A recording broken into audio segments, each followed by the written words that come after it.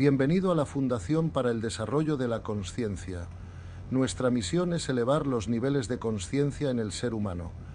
Integramos la sabiduría espiritual con el conocimiento científico. Esperamos encuentres este video de utilidad.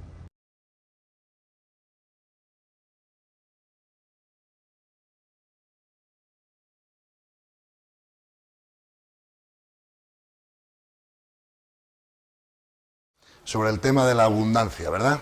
Que creo que es un tema que a todos nos interesa. Entonces, vamos a empezar por decir que la abundancia es el estado natural en el universo, ¿verdad?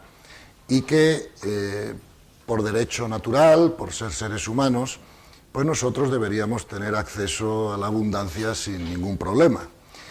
Y cuando no es así, por alguna razón, pues tenemos que ver cuáles son las causas que puede haber para que eso no se esté manifestando, ¿verdad? Entonces, podemos empezar esta charla, esta conversación, proponiendo una fórmula matemática para vuestra reflexión, ¿verdad? Y esa fórmula matemática la acabamos de poner en la pizarra. Y no sé si se lee bien desde atrás, pero dice así. Dice, propósito correcto, más información correcta, más acción, igual a abundancia, ¿ok?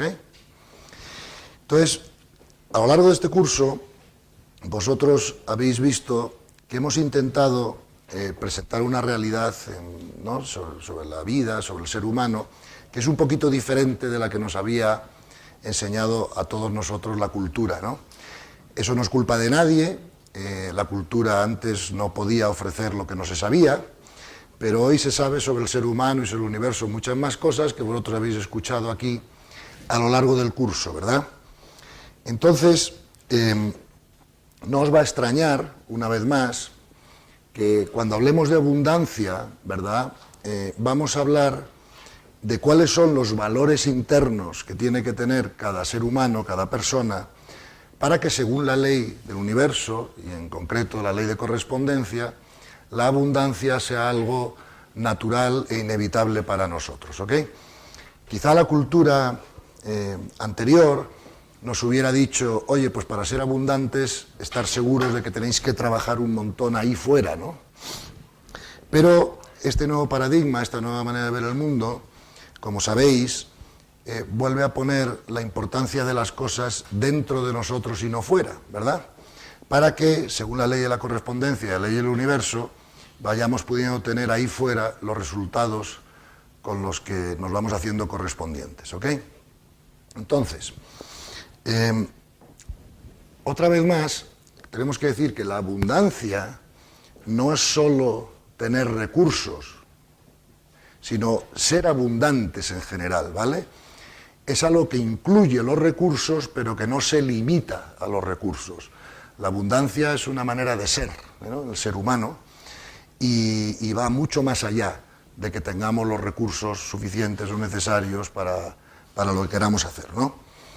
Y entonces, como todo lo demás, la abundancia es una cuestión de valores internos. Y si os parece, yo os voy a mencionar 7 valores internos, no quiere decir que no sean 8 o 9, pero los 7 más importantes que yo considero que un ser humano tiene que trabajar dentro de sí mismo para adquirir, y cuando esos valores los hemos adquirido, la abundancia se convierte en algo inevitable. Claro, yo comprendo que normalmente cuando somos jóvenes y estamos en una clase y todos estamos interesados en ganar dinero, ¿no?, y en que nos vaya bien en la vida, estamos buscando que alguien nos dé la fórmula mágica, ¿no? Decir, mira, esto que es tan sencillo, si lo haces, pues te va a traer toda la abundancia a tu vida. Pero el que haga eso os estaría mintiendo, porque la abundancia, como todos los demás atributos y valores importantes en el universo, solo se consiguen a través de un trabajo interior, ¿verdad? Un trabajo interior que todos tenemos que hacer y que lleva un tiempo, ¿verdad?, adquirir, digamos, esas actitudes y esos valores, ¿verdad? Entonces, vamos a hablar muy poco rato sobre cuáles son los 7 valores que yo os propongo y consideréis trabajar dentro de vosotros para que la abundancia sea una cosa inevitable, ¿vale? Entonces, el primer valor del que vamos a hablar en este aspecto es lo que yo llamo la confianza o la confiabilidad, ¿vale? Entonces, la confianza tiene dos aspectos, que es la confianza en nosotros mismos, que podemos llamar autovaloración, y la posibilidad que nosotros tenemos de hacernos confiables a los demás, ¿verdad? Una persona que pretenda ser abundante o tener abundancia tiene que ser una persona confiable, ¿ok? Entonces, ¿qué cosas podemos hacer para ser confiables?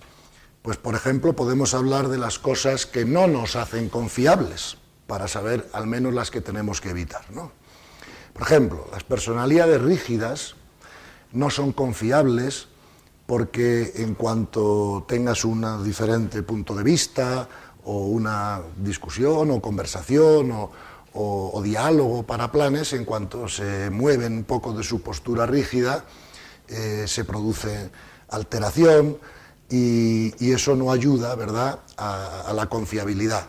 Las personas excesivamente emocionales, por ejemplo, que echan las patas por alto por cualquier cosa, que tampoco son confiables para los demás porque la gente no quiere perder la paz, y si tú vas a contar algo o vas a hablar de algún tema, si la persona de enfrente tiene una reacción, digamos, excesiva, pues la segunda vez no se lo vas a contar, ¿no? Y luego también, para ser confiable, claro, tenemos que partir de una intención, de una puridad de intención, porque eso es percibida, digamos, por los demás, ¿no? Entonces, en la medida que nosotros seamos confiables para la gente va a querer trabajar con nosotros con mucha más facilidad que si no lo somos, ¿verdad? Y es un valor que si lo desarrollamos, pues nos va a hacer correspondientes, digamos, con el don, porque es un don, como todo lo demás, de la abundancia, ¿no? El segundo valor que me gustaría mencionaros es lo que yo llamo el entusiasmo, ¿verdad? Vosotros, cuando hagáis una función, de un trabajo profesional, tenéis que intentar dar lo mejor de vosotros mismos. Y eso, cuando se hace, proyecta un entusiasmo, explico, que atrae a los demás energéticamente, ¿cierto? Eso todos lo habéis comprobado. Y además el entusiasmo es un valor que hace mover la energía en una dirección, ¿verdad? Vosotros sabéis que todo lo que existe en el universo está hecho de energía más información o energía informada, y por lo tanto también habéis sabido a lo largo del curso que la energía es más contagiosa que la gripe. Luego todos vosotros sabéis que trabajar con personas que demuestran entusiasmo, que tienen una actitud entusiasta, ¿verdad?, una actitud energética alta, pues es atractivo para todo el mundo y produce en las organizaciones o en los trabajos de equipo pues la energía adecuada, ¿verdad?, que contagia a los demás para que haya una potencia, ¿verdad? Vosotros habéis visto que os ha explicado el ser humano como un carruaje, ¿verdad? Y el carruaje hay que moverlo, ¿no? Y el entusiasmo, ¿verdad?, es una actitud que os hará a todos atraer a la gente, mover opiniones, hacer que las cosas ocurran, y es un valor que tenéis que desarrollar dentro de vosotros para que la abundancia se convierta en algo absolutamente natural, ¿no? El tercer valor que me gustaría comentaros es el compromiso, ¿verdad?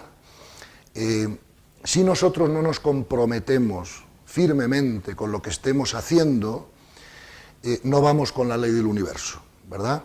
La ley, como sabéis, nos exige o nos invita a que nos comprometamos profundamente con cada cosa que hagamos en la vida.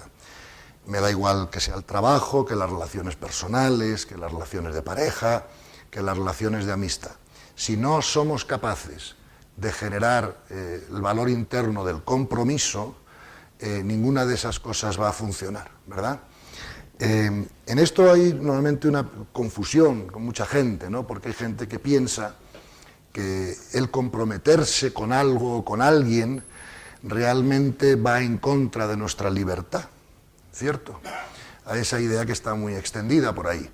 Y no puede ser más falsa esa idea, ¿verdad? Porque nosotros tenemos libertad para actuar, tenemos libertad para cometer errores y aprender de ellos, ¿verdad? tenemos libertad para reaccionar como queramos ante las circunstancias de la vida. Según reaccionemos de una manera o de otra, esas circunstancias seguirán repitiéndose o no. Vosotros sabéis que hay un refrán en Estados Unidos que dice que todo lo que se resiste persiste, ¿verdad? Y de eso hemos hablado ya más en otros cursos, vamos, en otros momentos de esta cátedra. Pero el compromiso no merma en absoluto nuestra libertad, sino al contrario, la hace más grande. Nosotros somos libres también para comprometernos con lo que queramos, ¿verdad? O con quien queramos. Pero si no nos comprometemos con nada ni con nadie, no podemos quejarnos de que no tengamos resultados en la vida, ¿ok? Entonces, el compromiso es lo que hace que toda nuestra potencia energética, ¿verdad?, se concentre en un punto, ¿no?, de alguna manera. Y vosotros sabéis que hemos dicho que también hay otro refrán que dice que ahí donde pones tu atención se expande, ¿cierto? Y por lo tanto, con aquello que vosotros queráis comprometer, eso va a tener una fuerza especial, digamos, para que os haga correspondiente, según la ley del universo, a que se produzca la abundancia. Entonces es muy normal que en el mundo del trabajo falte el compromiso, ¿verdad? ¿Cuáles son algunos síntomas de falta de compromiso? Pues cuando yo pienso en términos de a mí no me pagan para esto, ¿vale? O cuando pienso en términos de esta no es mi función, ¿verdad? O cuando pienso en términos de, oye, a mí el trabajo me parece aburridísimo, yo tengo que ir aquí 8 horas al día y lo único que busco de esto, ¿verdad?, es que al final de las 8 horas me llegue un cheque a casa con el cual yo puedo vivir, ¿entiendes? El trabajo o la función que cada uno de nosotros hagamos no puede limitarse a ser un medio de vida, ¿verdad?, sino que al contrario tiene que ser un lugar o un espacio donde nosotros desarrollamos toda nuestra creatividad, damos lo mejor de nosotros mismos y aprendemos las cosas del mundo de la forma que nuestro alma tiene que aprender. Entonces, la falta de compromiso y la falta de entusiasmo es un cáncer, ¿no?, que existe en las organizaciones y en las empresas y que contagia una energía negativa a todo el mundo, ¿no? Entonces, tenéis que reflexionar sobre ese tema, tenéis que comprender que el trabajo profesional no es solo un medio de ganaros la vida, que también lo es, sino que es mucho más que eso. Digamos, es un lugar, un sitio donde vosotros tenéis que aprender, dar lo mejor de vosotros mismos y ser felices con lo que hagáis. Y eso no va a ser posible si no os comprometéis, ¿ok? El cuarto valor que es importante generar dentro de uno para que la abundancia llegue a nuestras vidas por la ley de correspondencia es el respeto, ¿ok? Nosotros tenemos que aprender a que hay personas que tienen puntos de vista diferentes que el nuestro, que tienen momentos evolutivos diferentes que el nuestro y que es imposible, digamos, poder convivir en una organización grande o en una universidad o donde sea que vosotros estéis ejerciendo vuestra función sin tener que interactuar con personas que son diferentes, ¿vale? Diferentes en sus puntos de vista, diferentes en su momento evolutivo, diferentes en sus actitudes e intenciones. Y nosotros aprendemos a respetar a las personas cuando les otorgamos la libertad a que ellos cometan errores, igual que el universo nos ha dado libertad a nosotros para cometerlos nosotros. Por lo tanto, una de las cosas que tenemos que aprender para aprender a respetar mejor es la diferencia que hay entre juzgar y discernir, ¿verdad? Porque cuando yo juzgo a las personas, yo estoy haciendo dos cosas. En primer lugar, estoy viendo algo que no me gusta, por la razón que sea, y además le estoy añadiendo una carga emocional propia. Y eso que no me gusta me produce una emoción negativa, de cabreo, de ira, de lo que sea, de odio, de lo que sea. Claro, si no juzgo, podéis pensar vosotros, caemos en el relativismo, es decir, todo vale, ¿verdad?, que tampoco es la solución. Entonces, ¿cuál es la solución? Pues la solución es aprender a discernir, ¿vale? Y discernir no es lo mismo que juzgar, porque cuando yo discierno, yo me estoy dando cuenta de que hay algo ahí que no es evolutivamente elevado, por decir algo. Pero no le estoy metiendo una carga emocional propia porque comprendo que esa situación o esas personas tienen su derecho a existir, es perfecto y necesario que eso sea así, y están siguiendo un momento evolutivo en sus almas que puede ser distinto que el nuestro. Solo el respeto a esa situación nos va a permitir serles de servicio, porque si no hay una energía interna de respeto, el servicio que queráis dar a esas personas que lo necesitan no será bien recibido, ¿ok? Porque habrá un bloqueo energético. Con lo cual, la abundancia viene a aquellas personas que saben respetar a los demás. Está en la ley, ¿ok? Al respetar a los demás, generamos mucho menos conflicto, ¿verdad? Y al generar menos conflicto, mantenemos la energía alta para poder ser creativos y trabajar, ¿ok? El siguiente valor, ¿verdad?, que os quisiera comentar, que os va a hacer correspondientes con la abundancia, es la lealtad, ¿ok? ¿Qué significa la lealtad? Verás, la lealtad solo es posible cuando existe previamente un acuerdo, ¿ok? Si no hay un acuerdo y lo que hay es una imposición, ahí no podemos hablar de lealtad, ¿verdad? Porque no ha habido un compromiso libre por parte de la persona que se ha comprometido a algo para hacerlo, porque viene de una imposición. Por ejemplo, como ciudadano, yo tengo que obedecer la ley, pero yo no he llegado a un acuerdo personalmente, necesariamente con esa ley, ¿me entiendes? Entonces, la lealtad se da cuando dos o más personas llegan a un acuerdo, ¿ok?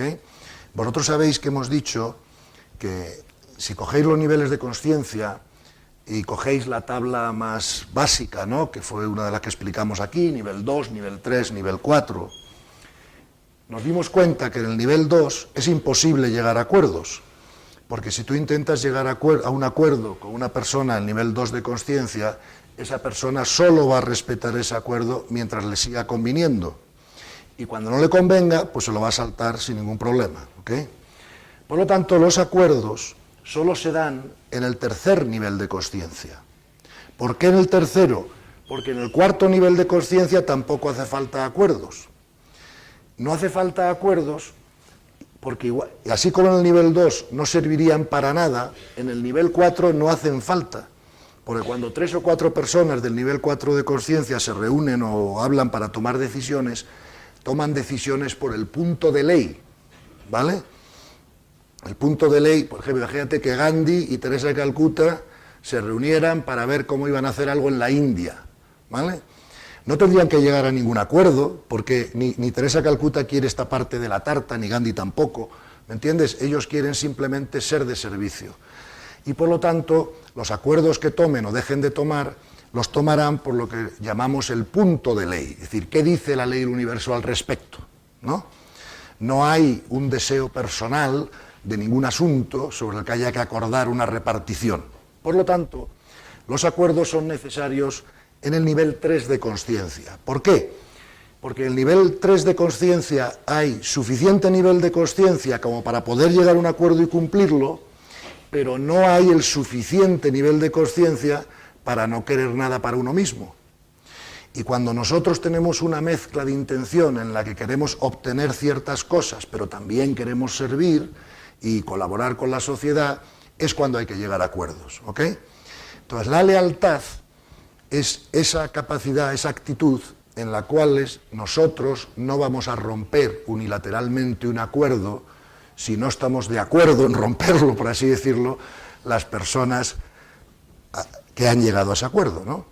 Entonces, para que un acuerdo sea válido, ¿verdad?, y sea útil y pueda ser usado, tiene que tener varias condiciones. Claro, el acuerdo tiene que ser flexible, el acuerdo tiene que ser revisable si cambian las circunstancias, el acuerdo tiene que ser libremente adquirido y además el acuerdo tiene que ser posible. Pues claro, si yo llego a un acuerdo con vosotros de que voy a ir nadando hasta Miami para hacer no sé qué allí, ese acuerdo es estúpido porque obviamente no es posible que yo vaya nadando a Miami, ¿no?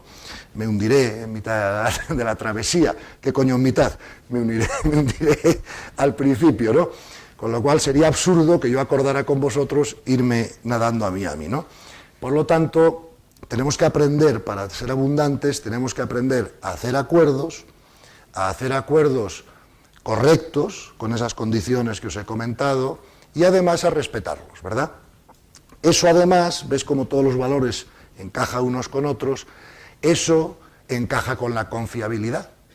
¿Ves? Cuando una persona es capaz de hacer buenos acuerdos, es capaz de respetar y tener lealtad a los acuerdos que hace con los demás, esa persona se hace confiable para los demás y las personas tienen más interés y más facilidad para trabajar con él, ¿no? Y para cooperar en distintos temas y para generar abundancia entre todos, ¿no?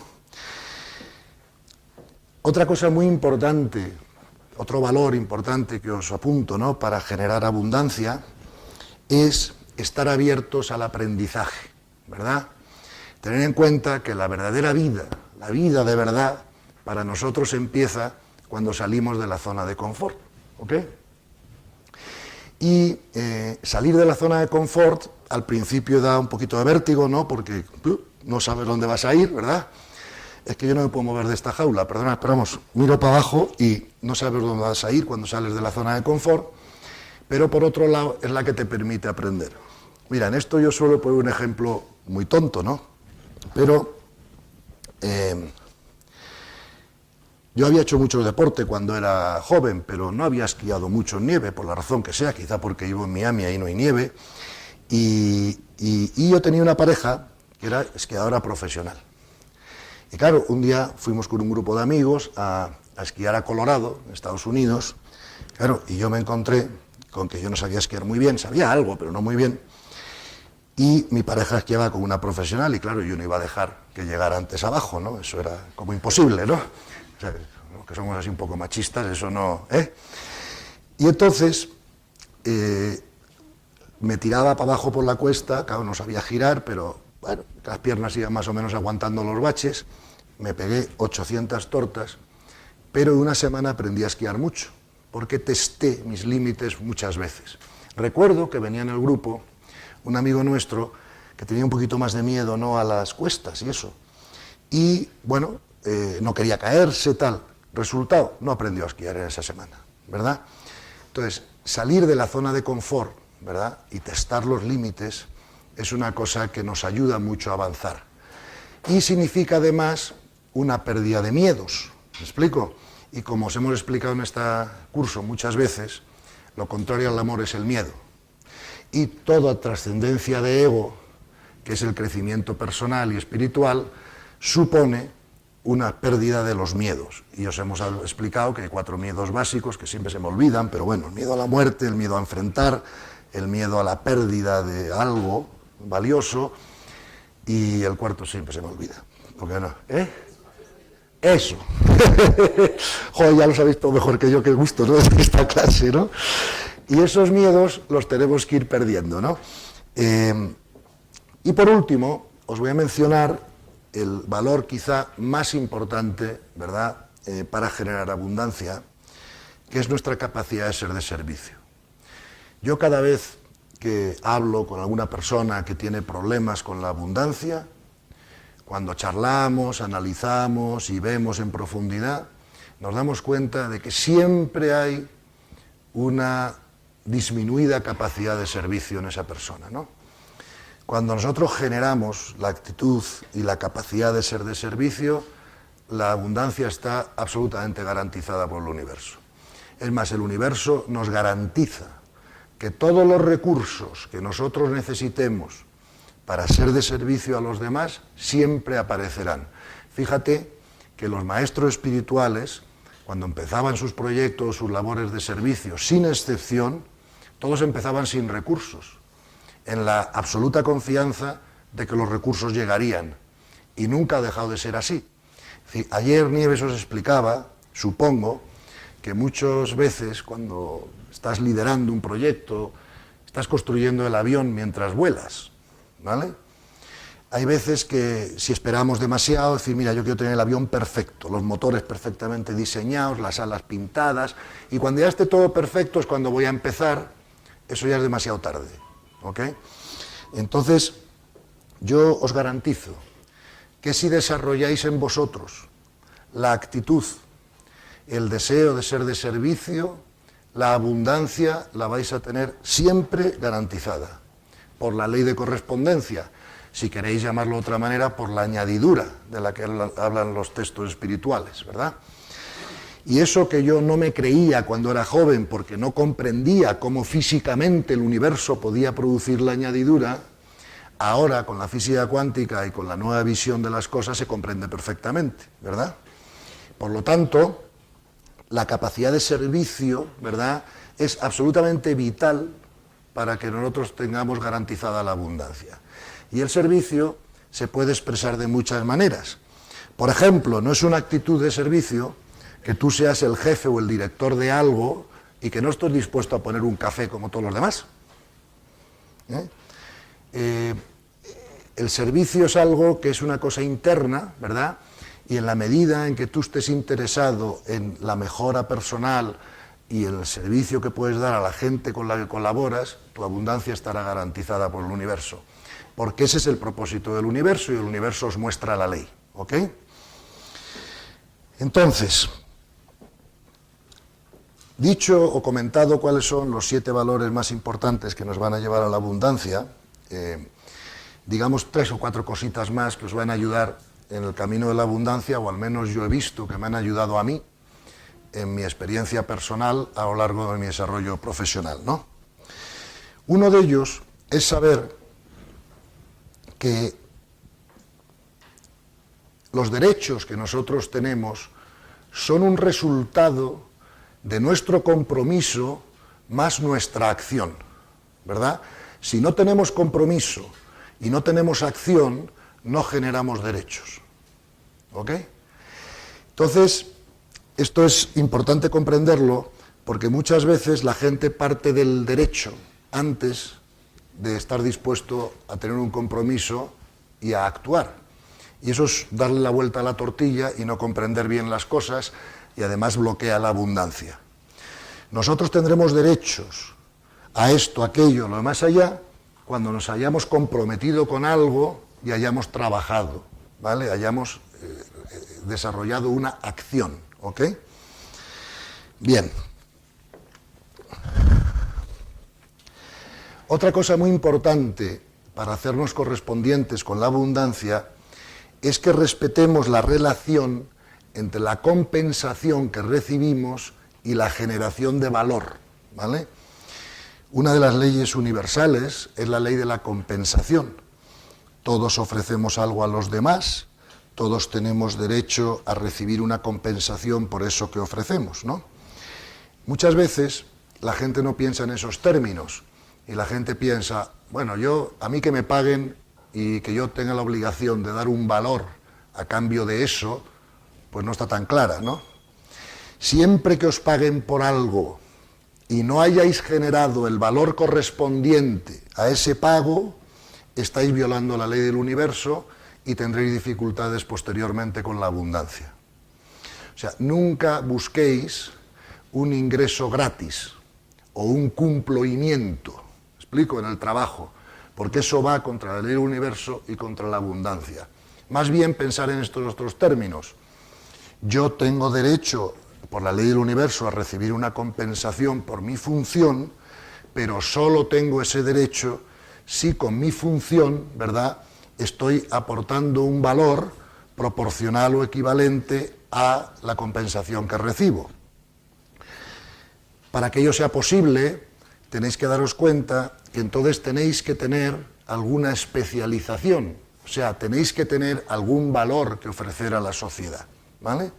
Por ejemplo, un médico ha estudiado 10 años, se ha preparado, tiene un valor que ofrecer porque tiene unos conocimientos de los cuales los demás carecemos, y cuando nos ponemos enfermos o tenemos algún problema, vamos al médico, lógicamente le pagamos por su servicio porque él tiene que vivir de su trabajo, pero él tiene que darnos a cambio un consejo médico, una solución a nuestros problemas, un conocimiento que no tenemos, ¿no?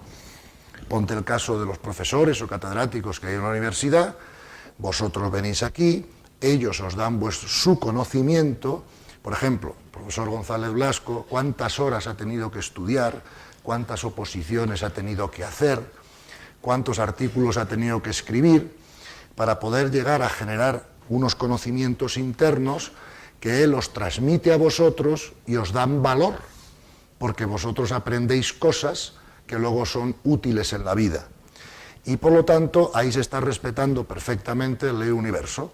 Tienes una persona que se ha preparado toda su vida para poder ofrecer un valor, y tenéis unos alumnos que estáis recibiendo ese valor y pagándole, como es lógico, las cantidades que sean oportunas para que él pueda vivir y cubrir sus gastos y su vida a través de ese valor que os está ofreciendo, ¿no? Lo que va absolutamente en contra de la ley son estas personas que a veces me encuentro que quieren encontrar un trabajo que les pague pero no quieren hacer nada, ¿me explico? Y no ofrecer ningún valor a cambio. Y eso no va con la ley y eso siempre bloqueará la abundancia, ¿vale? Otra cosa que es muy útil para hacernos correspondiente con la abundancia es que tengamos la intención, como yo llamo, de engrasar el universo, ¿vale? ¿Qué significa engrasar el universo? Pues mira, todos los maestros espirituales, por ejemplo Jesucristo en el Evangelio, pero otros muchos, siempre nos han hablado del diezmo, ¿no? ¿Y qué es el diezmo, no? Pues el diezmo es un porcentaje más o menos pequeño de lo que nosotros generamos, que nosotros de alguna manera tenemos que repartir, ¿verdad?, con la sociedad. Entonces, ¿qué personas se hacen no correspondientes con la abundancia? Por ejemplo, las personas que una negociación lo quieren todo para ellos y no son capaces de dejar un poquito en la mesa para los demás. No sé si me explico, ¿no? La gente que nunca da una propina a una persona que le ha hecho un buen servicio, ¿no? O que no, ¿sabes? Todo lo que sea engrasar el universo, como es lógico, va con el amor, va con la ley de solidaridad, va con la ley del universo, ¿no? Entonces, siempre, siempre, siempre, siempre en el trabajo profesional, aprender a dejaros algo en la mesa, ¿verdad? Y aunque, fíjate lo que ocurre con esto. Yo a veces, por circunstancias de la vida, he podido estar en alguna negociación donde la parte contraria estaba en una situación complicada, por 1000 razones, y podría haber apretado mucho más, por así decirlo, ¿cierto? Y a lo mejor si hubiera apretado mucho más, me hubiera quedado seguro con más parte del pastel. Y no hubiera pasado nada porque los dos hubiéramos estado de acuerdo, aparentemente. Pero esto es lo que ocurre. Tú imagínate que a mí se me cae aquí era un billete de 10 euros y nadie se da cuenta. Y la última persona que queda en la sala, mira para allá, ve que no hay cámaras, tal, coge el billete de 10 euros, se lo mete en el bolsillo, ¿no?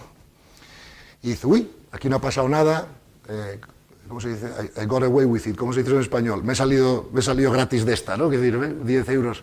Claro, la gente no se da cuenta que aunque no le esté viendo a nadie, sí le está viendo el universo.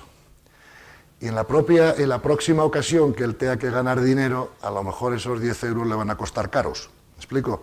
Porque el universo te muestra la ley, ¿cierto? Entonces, ¿cuántas personas ante un billete se lo meten en el bolsillo si no mira a nadie o preguntan de quién es? ¿No? Entonces, en las negociaciones, por ejemplo, una cosa que va absolutamente contra la ley de la abundancia, esto lo he visto hacer yo, una persona multimillonaria llegar a una tienda, querer comprarse 20 películas y al pobre tendero, que tiene una tienda pequeñita de películas, apretarle tanto en la negociación y en el descuento que le pide y no sé qué, que al final le dijo, mire, no le puedo ver las películas porque no gano dinero. ¿Me explico? Entonces, no seamos listillos en el sentido de que tenemos que respetar el universo y, por lo tanto, todos los negocios necesitan un beneficio para poder ser sostenibles. Y si cada vez que yo voy a comprar algo o a negociar algo, aprieto de tal manera que la otra persona no puede ganarse la vida, ¿verdad? Es posible que un día, por necesidad o desesperación, me venda las películas, pero el universo me pasará factura. Entonces, tenemos que comprender que igual que nosotros tenemos que ganar dinero, tienen que ganar dinero los demás y llegar a unos acuerdos que nos permitan a ambos, ¿verdad?, tener unos negocios que sean sostenibles para los dos. Bien. Otra cosa importante es que muchas veces veo que las personas, a la hora de plantearse su relación, o sea, su actividad laboral o profesional, muchas veces solo piensan en términos de tengo que encontrar un trabajo, ¿ok? Y yo muchas veces les pregunto, oye, ¿y por qué no, además de intentar encontrar un trabajo, no pensamos en términos de inventar un trabajo? Fíjate, yo ya tengo cierta edad, llevo más de 30 años en el mundo profesional y nunca he visto que las personas que piensan en términos de encontrar un trabajo sean muy felices en su trabajo. Sin embargo, siempre he visto que las personas que han inventado un trabajo, el que sea, han sido mucho más felices con su trabajo, ¿no? Y es una idea que os dejo en la mesa, ¿no? El decir, oye, nosotros seres humanos, somos seres humanos, cuanto más alto sea nuestro nivel de conciencia, más creatividad vamos a tener, y por qué no usamos esa creatividad que viene con el alto nivel de conciencia para inventarnos trabajos en vez de encontrarlos, ¿no? Cuando sea posible. Y es una idea que simplemente os quiero transmitir para que vosotros podáis pensar al menos en ambos términos, ¿no? A la hora de buscar un trabajo profesional. Otra cosa muy importante, claro, cuando vayamos a trabajar profesionalmente, si queremos ser abundantes, es que pensemos en una idea que yo, por llamarla de alguna manera, la llamaría idoneidad, ¿vale? Hay gente que se empeña en tener profesiones o realizar funciones para las que no es idóneo, ¿ok? Todos los seres humanos tenemos una serie de dones. Por ejemplo, en mi caso, yo tengo muy poco don para cantar, bailar, tocar el piano y esas cosas. Claro, si yo pretendiera ser cantante de ópera, la abundancia no vendría a mi vida, porque nadie estaría interesado en escucharme, y desde luego nadie pagaría una entrada por verme cantar. Seguramente hasta cambiaría el clima, y no es bueno, ¿no? Entonces, sin embargo, Mozart, desde que tenía 3 años, era capaz de tocar el piano de espaldas, ¿ok? Estaba claro que él había nacido con un don, que era musical, y lo más normal, pues es que él se dedique en su vida a desarrollar ese don, ¿no? Porque claro, imagínate, si yo hubiera querido ser cantante de ópera y no tengo ningún talento natural, pues claro, el esfuerzo que hubiera tenido que hacer, ¿verdad?, para poder cantar con mediana calidad sería tremendo, ¿no? Mientras que cada uno tenéis que saber o ver cuáles son los dones, ¿verdad?, que el universo os ha dado y dónde podéis favorecer una actividad, digamos, que sea naturalmente correspondiente con esos dones que Dios ha dado, porque los dones en la personalidad, ¿verdad?, vienen dados por la necesidad de crecimiento del alma. Y entonces hay ciertas actividades que van a ser para cada uno de nosotros mucho más correspondientes con el crecimiento de nuestra alma que otras, porque son las que hemos venido aquí a desarrollar. Y normalmente la naturaleza nos da los dones que necesitamos para desarrollar el destino y la misión que nuestro alma trae aquí, ¿verdad? Y saber cuáles son esos dones es importante, ¿no? Entonces hay gente que habla bien en público, pues pueden ser presentadores de televisión. Hay gente que piensa analíticamente muy bien, pues pueden ser investigadores o intelectuales. Hay gente que tiene mucha gracia, bueno, pues puede ganarse la vida contando chistes, como Chiquito de la Calzada, yo qué sé. Pero cada uno tiene que usar sus dones, ¿me entiendes?, naturales, que sean más idóneos, o sea, más correspondientes con la función que cada uno hace, ¿no? Por ejemplo, si yo tengo un cierto grado de impaciencia, pues será difícil que yo sea auditor, ¿verdad? Porque para ser auditor voy a tener que estar sentado 8 horas al día o 10 horas al día viendo números. Hay gente que tiene más capacidad de paciencia, más tendencias de personalidad, ¿no? Entonces, elegir funciones que vayan más naturalmente asociadas, ¿verdad?, a vuestras tendencias de personalidad, porque podréis avanzar más en esos campos sin hacer tantos esfuerzos, ¿no? Otra cosa que tenéis que tener en cuenta a la hora de la abundancia es que muchas veces, fíjate que todos los estudiosos de esto siempre han dicho que en el trabajo profesional hay una regla que ellos llaman el 80-20, ¿no? Y es que al final solo el 20% de lo que haces en tu trabajo es verdaderamente útil para los resultados. Y acabamos haciendo el 80% de nuestra actividad en el trabajo dedicada a cosas que no son realmente necesarias para el objetivo final, ¿no? Es la famosa regla del 80-20. De hecho, hubo un libro en Estados Unidos que tuvo mucho éxito, un librito, que en inglés se decía Don't sweat the small stuff, ¿no? Que traducido al español es no sudes lo pequeño, ¿verdad? Cuando vayáis a trabajar, cada uno la función que tengáis, tenéis que tener muy claro que hay algunas actividades que son absolutamente claves para el éxito de esa función o de esa empresa o de ese proyecto que estéis haciendo y que no debéis dispersaros en prestar demasiada atención al 80% de las cosas en relación con esa actividad que no son importantes para su, digamos, su desarrollo final, ¿no? Por último, por penúltimo, ya sabéis que hemos insistido mucho en este curso que la única manera de mantener a largo plazo la creatividad es aprendiendo a evitar el conflicto interior y, por lo tanto, aprendiendo a estar en paz interior. Cuando vimos el otro día, con el triángulo que hablamos, que lo que más gasta energía, lo que más gasta nuestra energía, es el conflicto interno, ¿cierto? Entonces, para no tener tanto conflicto interno y no tener tanta angustia y estar bajo la ley del universo, tenemos que aprender a centrarnos en el proceso. Lo hemos insistido esto muchas veces. Y a dejar los resultados de nuestra acción, ¿verdad?, en manos del universo. Fíjate, en el Bhagavad Gita, que es uno de los textos, es uno de los textos espirituales más antiguos del mundo, se escribió, no sé si 3.000 o 4.000 años antes que los evangelios, ¿no?, antes que Cristo, en la batalla que sirve de excusa, ¿no?, al poema y a la enseñanza espiritual, Krishna, que es Dios para los hindúes, le dice a Arjuna, no te apegues a la inacción, pero tampoco te apegues a los frutos de tu acción. ¿Ok? Eso quiere decir que tenemos que aprender a centrarnos en el proceso, dar lo mejor de nosotros mismos y dejar los resultados en manos del absoluto. Al dejar los resultados en manos del absoluto, nuestro ego ya no quiere controlar tanto esos resultados y nuestro nivel de angustia baja muchísimo. Y cuando baja el nivel de angustia, se aumenta la creatividad. Y cuando se aumenta la creatividad, estamos mucho mejor preparados y disponibles para cualquier cosa. ¿Me explico? Tenemos que darnos cuenta también que cuando estamos haciendo un trabajo profesional, tenemos que acabar con el vicio que tenemos de centrarnos en el problema, para poder centrarnos en la solución. Estoy harto de ir a consejos de administración de muchas empresas, no mías, de terceros, donde si el consejo de administración duraba 2 horas, la gente se pasaba 1 hora 45 analizando el problema, cabreándose por el problema, discutiendo por el problema.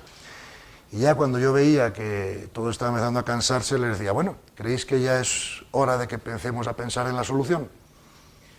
¿Me explico? O sea, quitaros la costumbre de fijar la energía y la potencia personal en los problemas para ver cómo podemos dedicarle más creatividad y más energía a las soluciones de los problemas. Porque lo que pasa en los colegios de administración es que siempre que hay un problema hay que buscar un culpable, hay que buscar una causa, hay que buscar un montón de cosas que no son útiles. Lo importante es cuál es la solución, ¿verdad? El problema ya pasó. Ahora mismo solo puedo influenciar el futuro, ¿no? Y para eso tengo que acostumbrar a mi mente, ¿verdad?, a tener la actitud de pensar en soluciones y no de gastar energía en problemas, ¿cierto? Tenéis que saber que las empresas, esto es una idea, por ejemplo, las empresas y los grupos y las organizaciones son como un iceberg, ¿ok? ¿Qué pasa con los icebergs? En los icebergs pasa que si aquí está el mar, ¿verdad?, el 90% del iceberg está por debajo del agua y no se ve. Y lo único que nosotros vemos del iceberg es el 10% que está por encima del agua. os asombraríais que si vais al consejo de administración de cualquier gran empresa multinacional o lo que sea, toda la discusión, absolutamente toda la discusión, está centrada en este 10% que se ve. Y entonces vienen los auditores, y entonces vienen los consultores, y entonces vienen los asesores, y los planes de marketing, y los planes de relación de personal, y todo esto está basado en este 10% que se ve. Pero nadie se está ocupando del 90% que no se ve. Y resulta que cuando pretendes que esta organización, empresa, lo que sea, tenga resultados, los resultados van a ser mucho más influenciados por este 90% que no se ve y del que nadie se ocupa, que por este 10% que sí se ve y del que se ocupa todo el mundo. Es asombroso, pero es así. ¿Qué estamos intentando hacer, ¿no?, para que esto cambie? Pues, por ejemplo, una idea que se está barajando hoy muchísimo, ¿no?, en el mundo de las multinacionales modernas, en el mundo de, digamos, de las grandes empresas tecnológicas, es tener lo que se llama, en inglés, un spiritual, o si quieres, consciousness officer. O sea, una persona cuyo trabajo en la empresa es asegurarse que este 90% que está debajo del agua va progresando. Este 90% es el nivel de conciencia de las personas que trabajan en esa organización, de una manera o de otra, sea una organización empresarial, sea una organización sin ánimo de lucro, sea una cátedra, ¿me explico?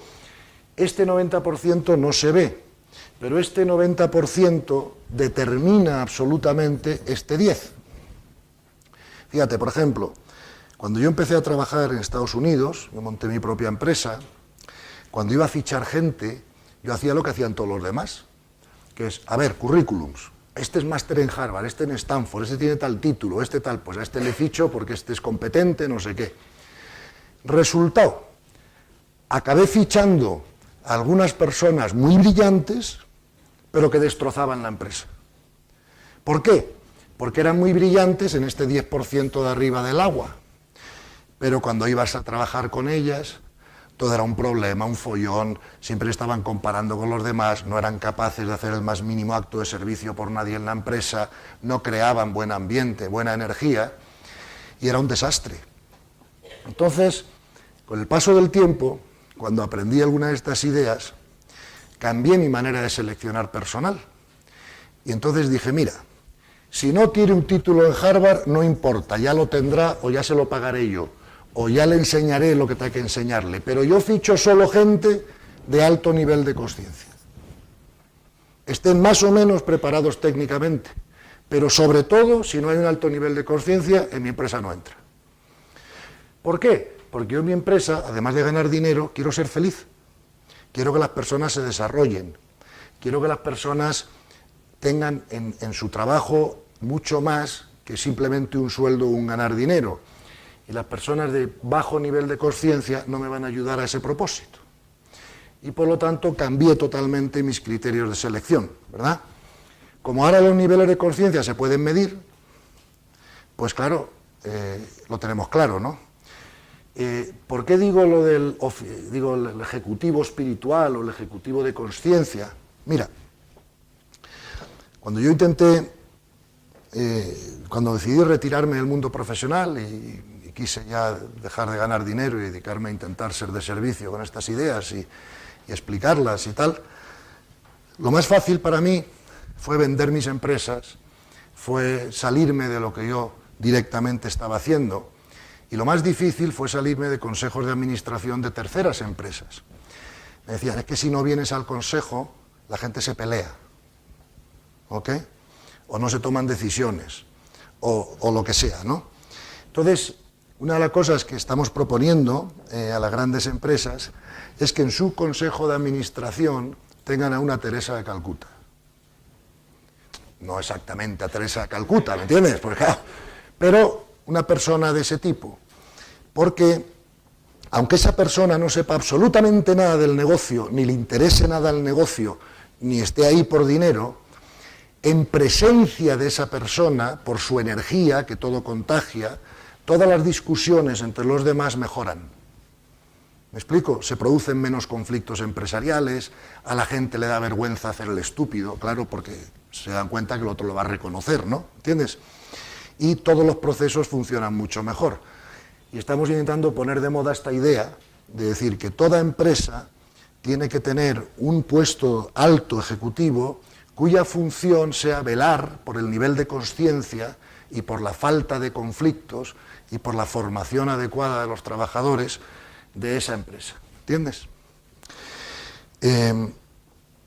Por último, aunque lo que queremos es, como es el último día de curso, queremos que haya, si queréis vosotros, claro, pero que querríamos que hubiera un diálogo final, que podéis preguntar de esto o de cualquier otra cosa, para lo cual todo el panel del curso, ¿me entiendes? Don Lucián, Nieves, Carmen, la otra Carmen, los que estamos aquí, pues estamos disponibles para contestar vuestras preguntas, cada uno dentro de su campo mejor de conocimiento, ¿no? Pero antes de eso, el último consejo o el último comentario que me gustaría haceros acerca de la abundancia es que aprendáis a desarrollar la intuición, ¿ok? Sé que en este curso se ha hablado mucho de ello, pero os lo quiero recordar una vez más, ¿vale? Porque hay veces que la mente necesita oír una idea 3, 4 o 5 veces para poder ser aceptada, ¿no? Para poder ser comprendida en profundidad, ¿no? Entonces, tenemos que comprender que, como vosotros sabéis, el ser humano es multidimensional y tenemos muchos cuerpos, ¿verdad? Y entonces, como tenemos muchos cuerpos, cada cuerpo tiene una manera de recibir inputs, o sea, de recibir información o conocimiento o datos, ¿no? Y esas 3 maneras que tenemos los seres humanos, que lo habéis explicado seguro, ¿no? Y os acordáis, es el instinto, la razón y la intuición. Ok. El instinto lo compartimos con los animales. Va ligado al cuerpo físico y al cuerpo emocional y es una manera que todos tenemos de recibir información. Por ejemplo, a nosotros nos ponen una comida delante y rápidamente sabemos si nos gusta o no nos gusta, nos apetece o no, ¿verdad? No tenemos que secuenciar, no tenemos que pensar sobre ello ni razonar sobre ello, es una información que nos llega automáticamente, ¿no? Sensación de peligro, en fin, tantas otras cosas. Esto va ligado a la zona del cerebro reptiliano, que llamamos la amígdala, y que la compartimos con los cocodrilos y con los perros, ¿no? Claro, solo los seres humanos disponen de razón, ¿verdad? Y la razón es secuencial. A lleva B, lleva C, por lo tanto, si 2 y 2 son 4, 4 y 4 son 8, pues 8 y 4 son 12, ¿no? Es una manera secuencial de recibir y analizar información.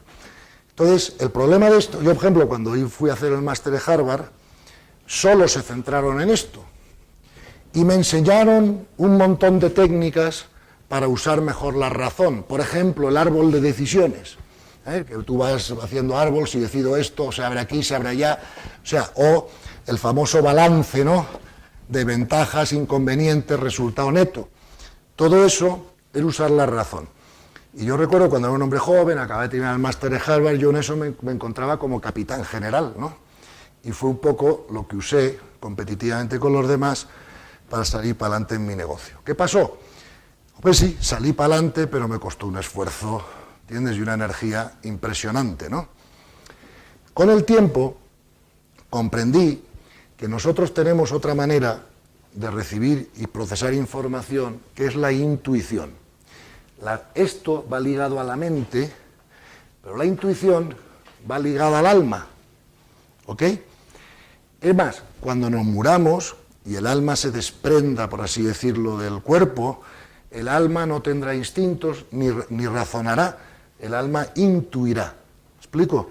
Para poder razonar tengo que tener cerebro gris, neocórtex. Cuando me muero, el neocórtex ya no tengo. Por lo tanto, no tengo cuerpo físico, tampoco tengo instinto. Lo que me queda es la intuición. Entonces, lo que yo quisiera es animaros a que empecéis a usar esta intuición antes de moriros, ¿vale? Porque la intuición es mucho más rápida que la razón, ¿vale? Y además más omniabarcante y causa mucho menos esfuerzo. ¿Cuál era el problema que yo tenía para usar la intuición? Claro, como yo era un hombre racional, y estaba educado en la universidad y en Harvard y aquí y allá, pues yo creía mucho, claro, lógicamente, en la razón. Y cuando me llegaba la intuición, yo no la sabía distinguir del instinto. Sí la sabía distinguir de la razón, porque la razón es secuencial y todos sabemos cuando estamos pensando, pero no sabía distinguirla del instinto. Porque tanto la intuición como el instinto viene de una manera directa y no pasa por un proceso secuencial. Entonces, durante muchos años luché con la idea de, claro, yo sé que tengo que pasar el instinto por la razón, porque si no hago eso es un desastre. Claro, si yo no paso el instinto por la razón, puedo acabar pesando 1000 kilos, o puedo acabar teniendo 2000 novias, o cualquier otra cosa, ¿no? Luego, siempre nos han enseñado, claro, que es mejor vivir la vida desde la razón que desde el instinto, es lo que nos distingue de los animales, y hasta ahí estamos todos de acuerdo. Pero claro, si podemos vivir la vida desde la intuición, que es post-racional, en vez del instinto, que es pre-racional, entonces nos iría todavía mucho mejor. Durante muchos años estuve intentando ver cómo yo era capaz de distinguir el instinto de la intuición. Pues claro, el instinto lo tengo que pasar por la razón, porque es pre-racional, pero si paso la intuición por la razón, me la cargo. ¿Me explico? Muchas veces no nos fiamos de ella, nos fiamos de la razón, tenemos una intuición y para ver si es verdadera o falsa, la pasamos por la razón. Cierto que nos ha pasado a todos alguna vez. Entonces, durante muchos años estuve pensando a ver cómo yo conseguía distinguir lo uno de lo otro. Hasta que un buen día, un maestro espiritual con el que tuve la oportunidad de hablar me dio la solución y me dijo, mira, la intuición la vas a distinguir del instinto por dos razones. La intuición, primero, siempre viene con un grado de certeza interno y además siempre da paz, mientras que el instinto ni lo uno ni lo otro. ¿Ok? Entonces, por ejemplo, una vez más, usar nuestro maestro interior, o sea, usar nuestro interior, nuestra sensación interior, para aprender a distinguir la intuición del instinto. Entonces, la intuición siempre viene con un grado de certeza y además siempre deja paz interior. ¿Me explico? Mientras que el instinto, no. Yo tengo hambre, ¿cómo? A las 2 horas vuelvo a tener hambre y vuelvo a empezar el proceso. A mí me gusta una mujer, me quiero acostar con ella, puedo tener un día o dos de tranquilidad, pero empieza el proceso. Todo lo que es instintivo nunca da paz. ¿Me explico? Y todo lo que es intuición siempre lo da. Entonces, por vuestra sensación interna, vais a tener que entrenaros en distinguir el instinto de la intuición. Pero cuando lo hagáis, tenéis que usar la intuición lo más posible porque es muy superior a la razón. Mucho más eficaz, pierde mucho menos tiempo y os va a evitar muchos esfuerzos. Y por último deciros que un arma muy poderosa para la abundancia es que aprendéis a agradecer las cosas al universo antes de tenerlas. Parece que el universo no se puede resistir a un agradecimiento nuestro por lo que sea, y por lo tanto hay una técnica que uso muchísimo, es que cuando quiero tener algo, yo empiezo a agradecerlo antes de tenerlo. ¿Sabes lo que quiero decir? Invariablemente, no sé por qué, ese asunto aparece ahí antes o después, ¿vale? Entonces, bueno, como ya hemos gastado 1 hora en la presentación, ahí me gustaría terminar aquí el problema de la abundancia y, si os parece, pues abrir el diálogo, abrir el tiempo a que preguntéis lo que queráis, ¿vale?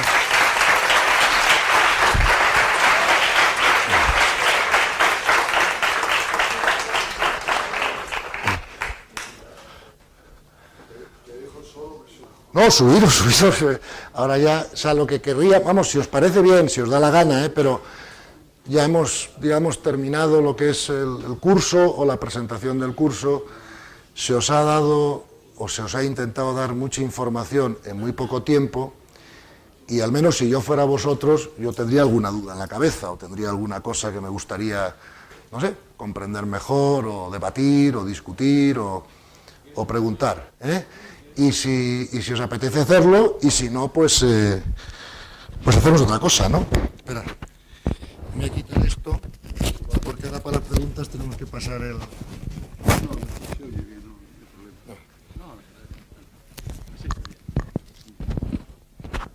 Mientras hablabas, Gonzalo, que felicidades porque me parece que ha sido una charla magistral.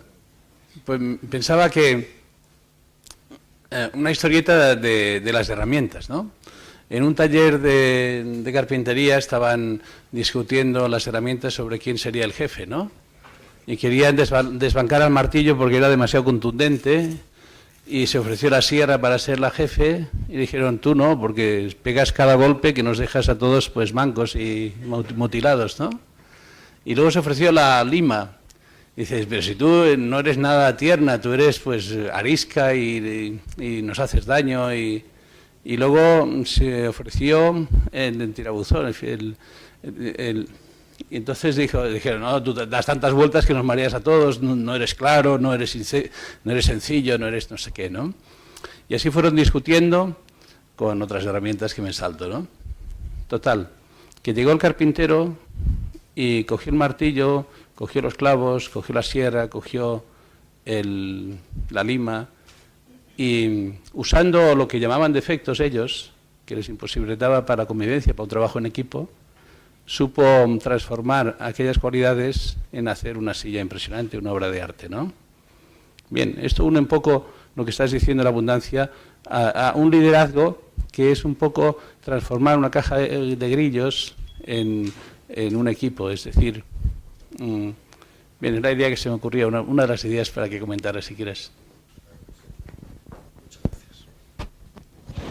Gracias, Lucía. Bueno, efectivamente, eso es así. Es un punto que me parece muy bueno para añadir a la exposición que habíamos hecho, ¿no? Y efectivamente, ¿no? Otra vez más, esto depende del nivel de consciencia, ¿no? O sea, los niveles de consciencia más bajos tienden a ser más individualistas, más separatistas, más competitivos, más egoístas, es parte del territorio, ¿no? Y don Luciano lo explicaba muy bien con este ejemplo, que es bonito, ¿no? De las herramientas, ¿no? Estaba cada una fijándose en el defecto de la otra, ¿verdad? Y no eran capaces de ponerse de acuerdo para ser complementarios, ¿cierto? Entonces, es verdad que en las organizaciones o en el trabajo, en las empresas, aunque sea tu propia empresa, siempre vas a tener que trabajar con alguien o en equipo, porque a no ser que la empresa sea muy, muy pequeña, siempre habla más de un empleado, ¿no? Y entonces, claro, una vez más, el alto nivel de consciencia es lo que nos va a permitir pues sacar lo mejor de cada uno. Fíjate, nosotros cuando estábamos preparando este curso, ¿no?, a través de la cátedra, pues aquí ha habido muchas personas, ¿verdad?, que han venido a aportar pues el poco o mucho conocimiento que tuvieran de estas cosas. Pero lo que no ha habido en absoluto es ninguna persona que haya estado preocupada de, oye, pues yo he hablado 1 hora, pero yo 10 minutos, pero yo quiero este tema y tú el otro y tal. No, simplemente ha habido un gran fluir en decir, mira, yo he estudiado más este tema, tú has estudiado más el otro, parece que tienes más habilidad para esto, el otro para lo otro, y ha sido un trabajo de equipo estupendo, en el que no ha habido desgaste, en el que no ha habido discusión, en el que todo ha sido decidido por consenso, ¿no? Claro, si os acordáis de los distintos niveles de consciencia, veíamos que en el nivel 3 las cosas se votaban, ¿verdad?, y en el nivel 4 las cosas se consensuaban, ¿no? Entonces, por ejemplo, unas cosas que yo nunca he permitido en los consejos de administración, al menos de mis propias empresas, ¿no?, donde yo podía tener más capacidad de influencia, yo jamás he permitido que se vote ninguna decisión. O se tomaba por unanimidad en el Consejo o no había nada que hacer. Ahí no nos levantábamos hasta que no hubiera unanimidad. ¿Por qué? Porque, claro, a partir de que se toma una decisión en la empresa, yo lo que quiero es que todo el mundo se comprometa con ella, ¿verdad? Y entonces es más difícil que la gente que ha votado en contra se comprometa con una cosa que la gente que ha votado a favor. Por otro lado, las decisiones que debemos de tomar son las decisiones que tienen más sentido común, que son más apropiadas, ¿me explico? Y para eso está el diálogo, ¿me explico? Para sopesarlas, para ver los puntos de vista de cada uno, pero al final no había votación, había consenso, ¿no? Entonces, tenéis que acostumbraros a trabajar en esa dirección, ¿cierto? Siempre que hay un grupo de gente trabajando en común en un proyecto, tenéis que intentar que 2 más 2 no sean 4, como decía don Lucía, sino que 2 más 2 sean 6. ¿Me explico? Fíjate que además todos los maestros espirituales siempre han dicho eso. Han dicho, cuando 2 o más se juntan por un propósito, ese propósito se potencia. Claro, ahora que comprendemos la nueva realidad del universo, sabemos por qué. Pues claro, si teníamos una visión clásica del universo, ofrecida por la física clásica, donde todos somos objetos separados unos de otros y suspendidos en el espacio, parece más difícil comprender que el universo vaya a premiar la cooperación, ¿no? Pero claro, si somos lo que nos dice la ciencia moderna, en el fondo todos interconectados, todos uno al final, claro, es lógico pensar que el universo premie la cooperación, ¿no? Con energía, con mejores resultados, ¿no? Y entonces, ese saber trabajar en equipo, al que se refería don Lucía, es absolutamente importantísimo para la abundancia, ¿no? Porque si nos estamos fijando siempre en lo que las carencias, los defectos de los demás, en vez de fijarnos cuáles son sus dones, sus posibilidades, sus atributos para poderlas usar en conjunto, pues otra manera muy diferente de ver la vida, ¿no? Y me parece importante el punto que has apuntado, ¿no? A ver, ¿alguna pregunta más? Sí, dime.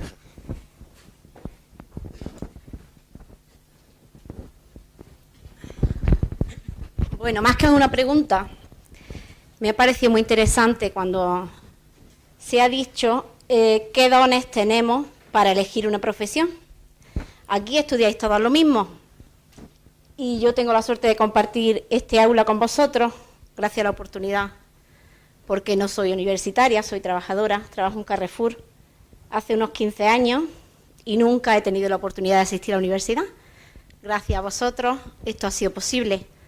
Él nos decía qué dones tenéis vosotros para elegir una profesión y me parece interesantísimo. ¿Cómo sabemos los dones que tenéis? Bueno, pues escuchar a los que tenéis alrededor. Siempre os dicen, soy bueno en esto, hay que ver lo bien que se te da esto. Elegir una profesión con la que disfrutéis. Elegir con eso que se os pasa el tiempo en un pispás, con eso que vosotros decís, madre mía, si he estado 3 horas y no me he enterado. Daros cuenta qué profesión elegís porque estáis eligiendo vuestra felicidad. Vais a disfrutar y vais a hacer cosas que os gustan. Por ejemplo, voy a hacer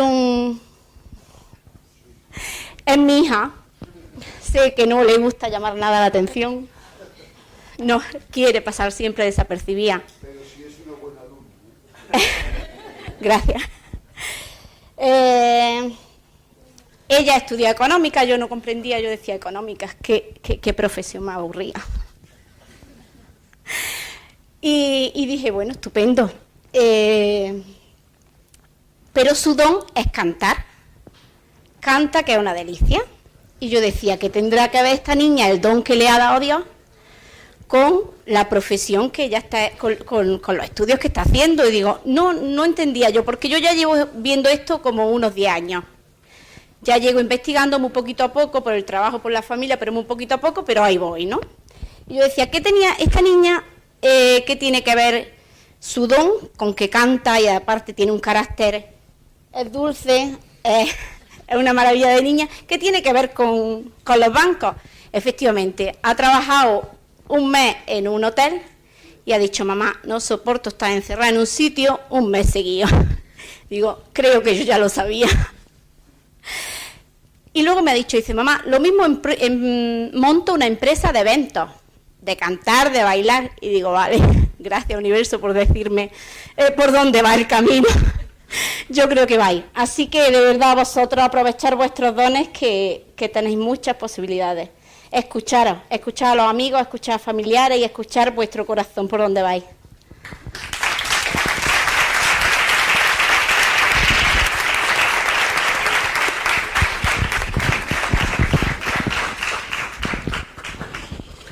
pues te agradezco mucho tu intervención, que es muy complementaria, y así es, ¿sabes? Así es.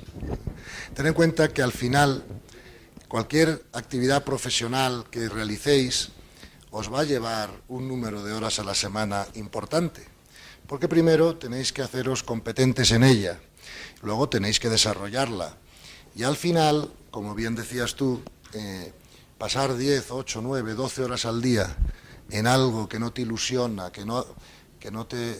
Fíjate, esta es una frase que oí una vez de un maestro que me gustó mucho, ¿no? Él me dijo, caramba, ¿no? Poneros a hacer cosas que hagan cantar a vuestro corazón. ¿Me explico? O sea, que hagan cantar a vuestro corazón. Entonces, al final, de creerme, o sea, la felicidad no va del éxito o no éxito.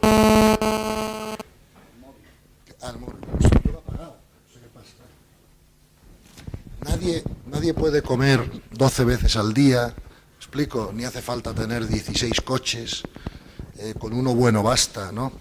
En fin, la felicidad es una actitud interna y se da cuando todo en vuestra vida está alineado, ¿verdad?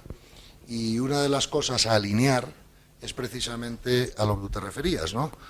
Llega un momento que yo os puedo asegurar que estar 8, 9, 10 horas al día haciendo algo que no hace cantar a tu corazón es agotador, ¿vale? Entonces mirar a ver qué os gusta, qué os ilusiona, y tú desde luego dedícate a cantar o a montar eventos artísticos o lo que sea. Y si estudias economía, además, no pasa nada, te servirá para gestionar mejor lo que ganes cantando. Bien, ¿otra pregunta? Sí.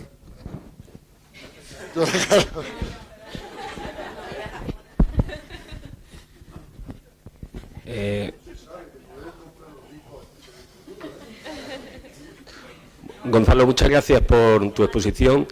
En tu exposición he escuchado que tenemos que salir de nuestra zona de confort. Yo veo que estamos muy empeñados, ¿no? Los psicólogos, los padres, las tardes de salir de la zona de confort, pero a veces en la zona de confort hemos encontrado nuestra paz interior, ¿no?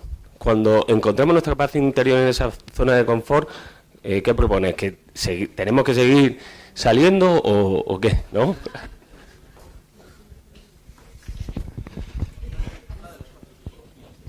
Sí, pues mira,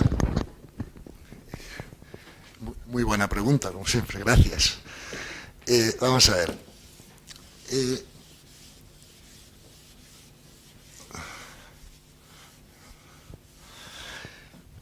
Yo creo que en la contestación a tu pregunta tenemos que hacer primero una aclaración semántica, ¿no?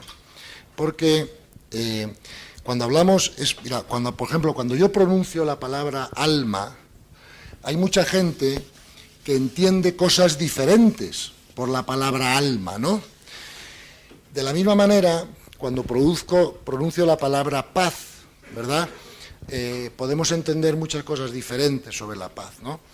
Hay una paz que yo diría que es paz con minúscula, ¿verdad? Que es una paz que nosotros generamos dentro de nosotros, precisamente cuando ocurre lo que tú has dicho muy bien, cuando nos encontramos dentro de nuestra zona de confort, cuando las cosas de fuera de nuestra vida están yendo de una manera cómoda o a nuestro gusto durante un periodo de tiempo, ¿no? Fíjate que yo esto, más que llamarlo paz, por distinguirlo de la verdadera paz, lo llamo satisfacción. ¿Ok? Y entonces digamos, hombre, yo mientras estoy en la zona de confort, mientras estoy con unas circunstancias externas que más o menos son agradables o de mi gusto, pues estoy, digamos, satisfecho, ¿verdad? Por definirlo de esa manera. Pero claro, la paz a la que yo me refiero cuando estamos hablando de la paz es una paz con mayúscula, ¿vale? Y esta paz con mayúscula, ¿verdad?, es una paz invulnerable, totalmente independiente de las circunstancias externas, ¿vale? Es una paz que viene de mi comprensión de cómo es el universo y de por quién soy yo y para qué estoy aquí. Es una paz que viene de que yo he aprendido a comprender que todo lo que ocurre es perfecto y necesario para el crecimiento de mi alma o no ocurriría, sea más o menos agradable o desagradable a mi ego, ¿no? Entonces, ¿qué pasa? Si yo estoy en esta zona de paz, satisfacción y confort, el problema que tengo es que la vida cambia. Y a lo mejor, cuando cambien estas condiciones o circunstancias, ya no estoy tan satisfecho. ¿Ok? Con lo cual, para alcanzar esta paz con mayúsculas, hay que aprender a salir de la zona de confort, aunque solo sea virtualmente. ¿Me explico? Porque esta paz solo se consigue con el aumento del nivel de conciencia y, por lo tanto, con el aumento de la comprensión. ¿Ok? Entonces, tienes toda la razón que mantenernos en nuestra zona de confort mientras las circunstancias externas no varíen mucho, nos puede llevar a una paz con minúscula o satisfacción. Pero como nosotros estamos en búsqueda de graduarnos del colegio, tenemos que ir a buscar la paz con mayúscula. Y para eso sí tenemos que salirnos de la zona de confort porque tenemos que aprender, ¿ok? Tenemos que crecer, tenemos que aumentar nuestra comprensión, ¿vale? Tenemos que ir a buscar esos famosos 3 ceros y 2 cienes que tanto os han explicado en este curso, ¿ok? Y por lo tanto, esto, como mucho, solo puede ser temporal o pasajero, mientras que esto es permanente, ¿ok? Cuando pensemos también en la idoneidad, me apuntaba don Lucía que os comentara esto, mira, cuando yo estaba en Harvard, hicieron un estudio psicológico de la gente, ¿no? Y entonces intentaron hacer como un mapa de tendencias de personalidad, ¿ok? Entonces, dividieron las personalidades de la gente en 4 tipos. Lo podían haber hecho en 8 o en 14.000, pero lo dividieron en 4, ¿vale? Y eran la personalidad tipo A, tipo B, tipo C y tipo D, muy rápidamente. La A es la personalidad del empresario, del que quiere hacer las cosas a su manera, del que no necesita un libro de instrucciones, del que tiene una opinión y la sigue y se fía de ella. Y es gente que tiene cierta facilidad, ¿verdad?, para la preparación técnica. Luego está la personalidad tipo B. La personalidad tipo B es más bien la de las personas que trabajan a través de sus relaciones sociales, que se hacen una red de contactos, que se apoyan en unos y en otros para conseguir sus objetivos. Por ejemplo, aquí podrían estar los políticos, ¿vale? Son gente que tiende a ser muy simpática, siempre, ¿sabes?, está dispuesta a charlar con el que sea, tiene una buena agenda de contactos, felicita a todo el mundo por su cumpleaños, en fin, ese tipo de cosas, ¿no?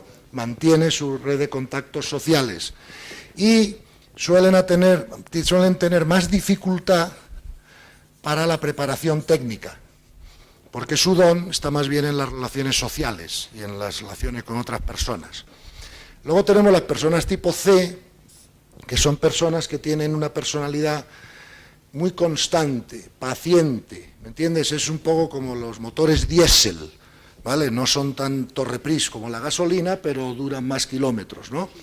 Los chinos, por ejemplo, o los contables, los auditores, ¿explico? Gente que es capaz de prestar atención durante un periodo de tiempo prolongado a detalles, ¿vale? Y luego está la personalidad D, que es una personalidad que necesita trabajar, como se dice en inglés, más by the book, que significa pues usando los manuales, conformándose a una serie de prácticas establecidas, a unas reglas concretas. Digamos, aquí estarían, por ejemplo, los japoneses, ¿vale? O los militares, por poner un ejemplo, ¿no? Entonces, fíjate la diferencia. Imagínate que yo soy un señor que estoy en una empresa y de repente me encargan ir a montar una sucursal nueva a otro país, ¿ok? Y entonces dice, oh, tienes que ir a Argentina o tienes que ir a China y montar una sucursal de esta empresa allí. Esto es cómo va a reaccionar cada uno de estas personalidades. Si a mí, yo soy tipo A y me dan el encargo de ir a montar una sucursal, yo digo, estupendo, muchas gracias, de eso me ocupo yo. Oye, déjate de manuales. Oye, este es la red de contactos. No te importa, ya los conseguiré yo cuando llegue allí. Yo voy allí, voy a montar la sucursal, lo voy a hacer a mi manera, ¿me explico? Y no necesito ni manuales, ni red de contactos, ni nada, porque eso ya lo genero yo. Si soy del tipo B, le diré al jefe de la empresa, estupendo, estupendo, yo me voy a Argentina a montar la sucursal, pero dime ya de entrada qué contactos podemos tener allí, qué personas conocemos, en quién me voy a apoyar, con quién voy a trabajar, ¿vale? Y si soy del tipo D, le diré, oye, sí, yo voy a Argentina, monto la sucursal, pero por favor, dame el manual de procedimiento, qué se espera de mí, cuáles son las decisiones que puedo tomar y no tomar, ¿me explico? Hasta dónde llega mi autoridad, ¿me explico? Cada tipo de personalidad reaccionará de manera diferente a ese encargo, ¿no? Entonces, claro, además de saber vuestros dones, tenéis que conocer también cuál es vuestra personalidad. ¿Sois de tipo A, de tipo B, de tipo C o de tipo D? Porque claro, si yo a un tío del tipo D le digo, vete a Argentina y monta la empresa, y no le doy el manual, se coge tal estrés por el camino que colapsa. Si al tipo A le intento imponer un manual, destrozo su creatividad y su motivación. Si al tipo B no le doy una red de contactos antes, no sabe por dónde empezar. ¿Entiendes? Entonces, sea cual sea vuestro tipo de personalidad, también es parte de vuestra idoneidad en el trabajo, los puestos de, por ejemplo, si vais a ser jefe de ventas de una empresa, tenéis que ser tipo A o tipo B. Si no, no es un puesto de trabajo adecuado para vosotros. Y además me diréis, depende del tipo de empresa. Si la empresa vende Coca-Colas, ¿vale?, es muy bueno que sea un tipo B el jefe de ventas, porque para vender una Coca-Cola yo tampoco tengo que tener una gran preparación técnica. Mira, es una Coca-Cola, la compras o no, ¿entiendes? Pero claro, si yo en vez de vender Coca-Colas estoy vendiendo fondos de inversión de arbitraje de bonos convertibles, mejor que sea el tipo A, porque por muy simpático que yo sea y muchos contactos que tenga, llegará un momento que el cliente me preguntará, oye, ¿y qué narices es un bono convertible? Y para saber técnicamente qué es un bono convertible, un tío de tipo B tiene más dificultad. ¿Me explico? Entonces, la gente... Ah, no, eso nunca. Hombre, claro, eso es lo que decía antes de encontrar o inventar el trabajo, ¿no? Lo que dice don Lucía es que comente que, claro, cuando yo era joven y terminé el máster de Harvard, en aquel entonces solo habíamos un español por año, ¿no? Y entonces, claro, cualquier español que acabara el máster de Harvard tenía 14 ofertas de trabajo, a cual mejor, de bancos españoles, de empresas españolas, sobre todo aquellos que querían también instalarse en Estados Unidos o globalizarse, porque claro, hablabas inglés, conocías el país, tenías el máster, eras un tío que habías pasado pruebas importantes y todos te fichaban, ¿no? Y me acuerdo que mis padres y mis suegros y todo el mundo que me rodeaba en aquel entonces creía que estaba absolutamente loco porque no acepté ninguna de esas ofertas mareantes, ¿no?, para aquella edad y aquel entonces de esas empresas, y dije que iba a montar la mía, ¿no? Pero claro, yo pensé lo siguiente, mira, tengo 24 años, he terminado el máster de Harvard, tengo 2 hijos, si no lo hago ahora, no lo voy a hacer nunca más, porque me voy a meter en un banco no sé qué, voy a ir ascendiendo no sé cuántos y el costo de oportunidad va a ser tal que nunca más montó mi empresa. Y entonces dije, bueno, pues lo voy a intentar ahora, si no me sale bien, ya podré volver a trabajar a un banco dentro de 2 años, ¿no? Y bueno, me decidí es la decisión, sí, es la decisión de un loco tipo A, y además es una decisión de la que no me he arrepentido jamás en la vida. Como regla general, y si os vale mi experiencia, os puedo decir que llevo 30 años conociendo en profundidad todas las empresas financieras, bancos, etcétera, que hay en el mundo. He sido consejero de muchos de ellos, los conozco por dentro, por fuera, conozco a la gente que trabaja ahí. Y por regla general, yo he comprobado que son más felices y están más motivados los que son dueños de un negocio pequeño que los que trabajan en una empresa grande, ¿ok? Y eso es una cosa que, bueno, ahí os la dejo, para que vosotros, cada uno, haga lo que pueda o quiera. Pero el problema de trabajar en empresas muy grandes es que hay mucho lío en la empresa que nada tiene que ver con el trabajo. Política, puñaladas, follones, y eso te quita mucha energía, no te deja soltar los miedos, tienes que estar protegiéndote de todo en todo momento. Y si tú eres el dueño de un kiosco en la esquina, tú lo abres por la mañana, tú lo cierras por la noche y no sé, y eres dueño de tu destino de mejor manera que si eres director general de la General Motors, ¿no? Bueno, eso es un poco la contestación a tu pregunta. Sí.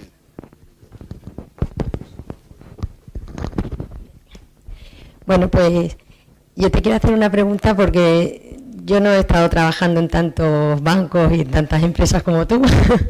He tenido la suerte de que nunca me ha faltado el trabajo y he tenido la suerte de trabajar en sitios donde, bueno, ha habido siempre un buen ambiente, pero, bueno, las circunstancias de la vida me ha llevado a terminar trabajando con un equipazo que todos conocéis, mis grandes compañeras las Cármenes, como yo las llamo, a Yusia, Juan y Gonzalo.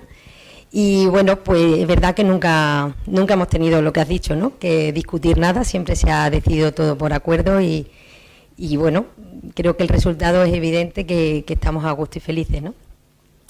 Pero bueno, muchas veces tener la suerte de trabajar en un equipo tan bueno no la tiene todo el mundo.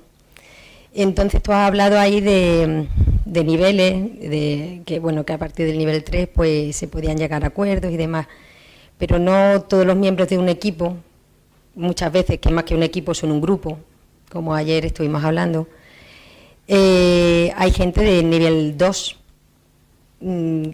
¿Qué consejo nos das para trabajar con personas del nivel 2?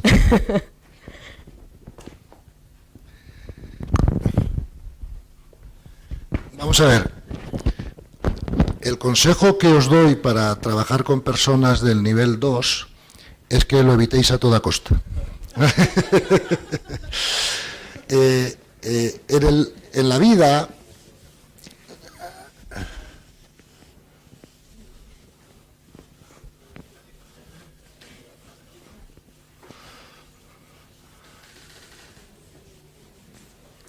vamos a ver, hemos dicho muchas veces que el alma, cuando viene a esta existencia, trae un destino, ¿verdad? Y el destino son las cosas que nosotros hemos pactado en la 10ª dimensión antes de venir aquí, que tenemos que vivir, experiencias que tenemos que pasar por ellas para el crecimiento de nuestra alma. Por lo tanto, la vida, o sea, la consciencia colapsa el electrón y la vida ya se va a encargar de ponernos las dificultades que nosotros necesitemos para crecer. Entonces, no seamos masoquistas y nos vayamos poniendo nosotros mismos por nuestras decisiones una serie de dificultades que no necesitamos, porque si no nos las pone la vida, no tenemos que buscarnos por nosotros problemas que no tenemos. ¿Me explico? Entonces, eso es un error. O sea, de la misma manera que hay que confiar y considerar que es perfecto y necesario lo que ocurre, también es perfecto y necesario lo que no ocurre. ¿Me explico? Y por lo tanto, esa idea que nosotros tenemos a veces, vamos a buscarnos más dificultades, que así, vamos, eso es un error. La vida es perfecta, la conciencia sabe, y por lo tanto no busquemos dificultades que no necesitamos. Entonces, fíjate, en los niveles de conciencia hay una máxima que dice que no se puede convivir entre niveles heterogéneos, ¿ok? Entonces, una persona de nivel 2 no puede convivir con una de nivel 3. Por una razón muy sencilla. ¿Alguno de vosotros aguantaríais la violencia física? Porque las personas de nivel 2 resuelven sus conflictos a través de la violencia. ¿Cuántos casos de violencia doméstica vemos cada día, no? Entonces, cada una persona de nivel 3 no está acostumbrada ni puede aguantar a que le peguen o que le insulten o que le... ¿Me explico? Porque eso no... Entonces, como eso no, a una persona de nivel 3 no le ayuda a su crecimiento, lo que tiene que hacer siempre que pueda es delimitar. ¿Me explico? La mejor herramienta de sabiduría para no convivir con personas de distinto nivel de conciencia es delimitar. Entonces, ¿yo soy de servicio a la gente de nivel 2? Sí. ¿Les meto a vivir en mi casa? No. ¿Entiendes? Porque yo no quiero que peguen a mi hija o a mi hijo o que haya follón todo el día o lo que sea, ¿no? Entonces, el amor es amor, pero el amor no es idiota. ¿Ok? Si el amor fuera idiota, no sería amor porque no habría sabiduría, ¿cierto? Entonces, es imposible convivir entre los distintos niveles de conciencia. ¿Ok? A veces, incluso personas que están dentro del mismo nivel pueden tener incompatibilidades psicológicas que hacen también muy difícil la convivencia. Pero lo que está claro es que entre distintos niveles no se puede. Claro, siempre el del nivel 4 se puede acoplar al del nivel 3, pero el nivel 3 no puede subir al 4. El del 3 se puede acoplar al 2, pero el 2 no puede subir al 3. Entonces, siempre que estés conviviendo con personas de menor nivel de conciencia que tú, tienes que saber que vas a ser tú el que vas a tener que ajustarte a esa situación, porque el otro no va a tener las herramientas para ajustarse a la tuya, ¿no? Entonces, normalmente, yo te diría que trabajar con personas del nivel 2 es algo a evitar. ¿Explico por qué? Nosotros ya no estamos aquí para trabajar de forma violenta, ni para resolver los problemas con la violencia física o verbal extrema y ese tipo de cosas, ¿no? No creo que tengamos necesidad y, por lo tanto, lo tenemos que intentar evitar. Ahora bien, si por alguna cuestión, por alguna razón, resulta que el universo, ¿no?, considera que un alma tiene que trabajar con gente de nivel 2 para aprender esto, aquello, lo de más allá, entonces, si no podemos salirnos de la situación por alguna razón, eso es el universo demostrándonos que para nosotros eso es una situación de destino. Y entonces no nos queda más remedio que usar las herramientas de sabiduría. Herramientas de sabiduría que creo que fue Carmen, ¿no?, o Nieves, o las dos, que las explicaron bastante bien y las tenéis muy claras, ¿no? Ahora, siempre que podáis, salir de ahí. ¿Explico? ¿Por qué no tenemos que ponernos más dificultades de las que la vida nos va a poner? ¿Okay? Hay dos preguntas por ahí. Carmen y el chico de rojo, pues como queráis. Pero la pregunta y no.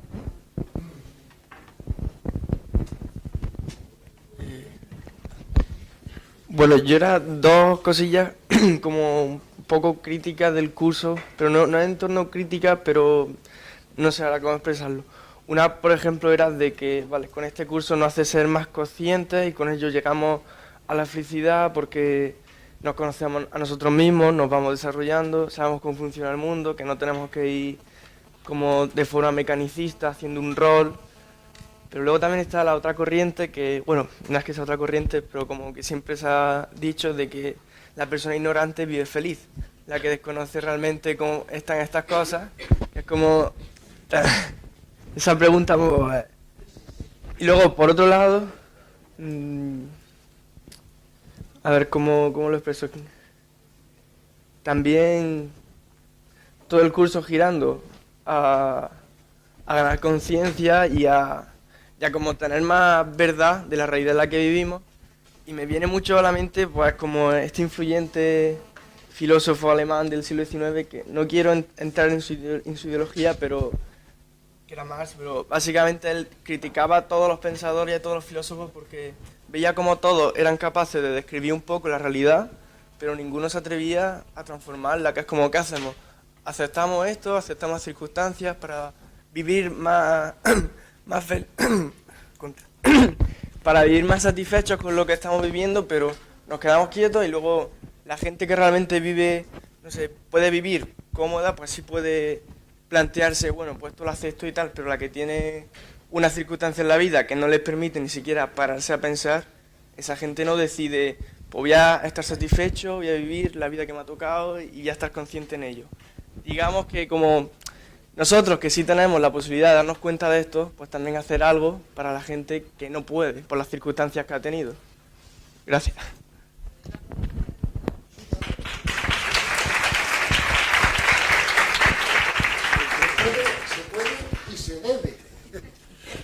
pregunta es muy buena, además son 3 preguntas en una, ¿vale?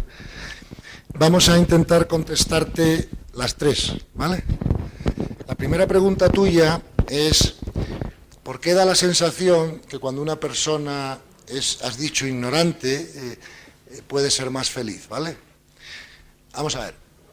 Yo creo que lo que tú has querido decir es una... No te preocupes, sí. Una persona inocente, ¿verdad? Más que... Exacto, porque verás, esto es importante distinguirlo, ¿ves? Mira, todas las almas, cuando son creadas inocentes, ¿ok? Eso significa que el alma no tiene información. El archivo de consciencia que va ligado al alma está vacío, ¿vale? No hay información. Es como un bebé que acaba de nacer. No tiene información en su personalidad todavía, ¿verdad? No ha empezado a recibir ideas, conceptos, culturas. Es inocente, ¿vale? Claro, y nosotros pensamos, hay felicidad en la inocencia y hay felicidad en la sabiduría, ¿cierto? Pero hay una enorme diferencia, que es esta. La inocencia es contaminable,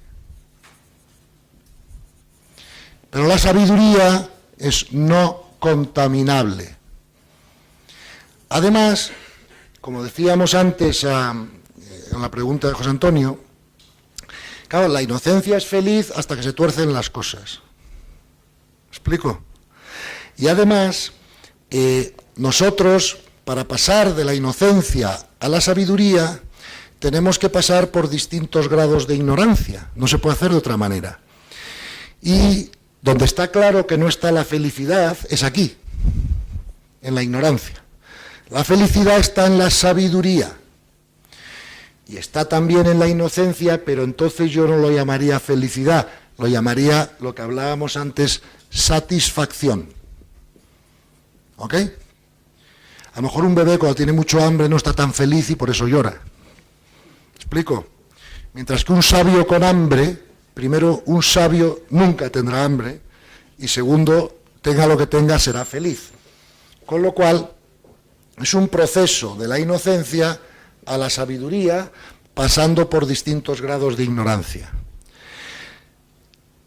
Cuando eres inocente, eres contaminable porque puedes aceptar ideas buenas, malas, regulares. ¿Sabes? Todos lo hemos hecho. ¿Cuántas veces yo como niño he aceptado ideas malas de la cultura como buenas? Y luego las he tenido que desmontar. ¿Me explico? En mí mismo, ¿no? Entonces, no puedes pasar de la inocencia a la sabiduría sin pasar por la ignorancia. En la ignorancia nunca hay felicidad ni satisfacción. La satisfacción está primero en la inocencia y la felicidad está en la sabiduría. Y eso es así, y no hay más historia. Segunda pregunta que me hacías es sobre Karl Marx, ¿no? Sí. Claro. Aquí vamos, ¿vale? Entonces, mira, casi todas las filosofías antiguas del antiguo paradigma, incluyendo el marxismo, el idealismo, todas, te he puesto las dos más extremas entre una y otra, ¿no? El nihilismo, o sea, todos los sistemas de pensamiento que hemos tenido hasta ahora. Fíjate, esto es una cosa que nos hubiera gustado dar en el curso, pero por falta de tiempo no hemos podido, ¿no? En el curso se ha hablado mucho de ciencia, se ha hablado de niveles de consciencia, se ha hablado del alma, se ha hablado de espiritualidad, se ha hablado de economía, pero no se ha hablado de filosofía, ¿vale? Teníamos que haberlo hecho. Pero no ha dado tiempo, teníamos las horas que teníamos.